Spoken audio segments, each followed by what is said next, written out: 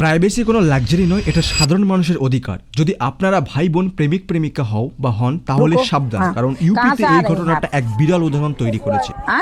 हरिद्वार से। ये कौन है? भाई भाई हैं, बात कराइए घर। आप कैसे हैं जी? इनकी बहन है। नंबर लाइए, सरकारी नंबर लाओ। नंबर लाइए पहले। अकेले मत घूमा करो, गार्जियन को लेकर आया करिए। কেননা উত্তরপ্রদেশের পুলিশ আজকাল ভাই বোনকেও কাপেল মনে করে ধরছে। রিল বানানোর জন্য তাদের প্রাইভেসির মধ্যে ঢুকে পড়ে সমাজের ঠিকাদার তৈরি হচ্ছে পুলিশ। এই ঘটনা ইউপির এক শহরে, যেখানে ভাই বোন তারা গিয়েছিল পূজা দিতে। তারপর যেটা হয় সেটা আপনারা নিজেরাই দেখুন। এখানে তারা ভাই বোন কোনো অপরাধ করেনি, তাদের নামে কেউ শিকায়ত করেনি, তারা কোনো বাজে কাজও করেনি, কিন্তু পুলিশ আসে আর বলে এই ফোন দে, গার্জিয়ানকে কল কর। সেখানে সে গার্জিয়ানকেও দোষী বানায়। গার্জিয়ানের সাথে কথা বলার পরে সে বলে গার্জিয়ানকে কেন সাথে আসা হয়নি। তো আমার একটাই প্রশ্ন, যে ভাই এসে সে কি গার্জিয়ান নয়?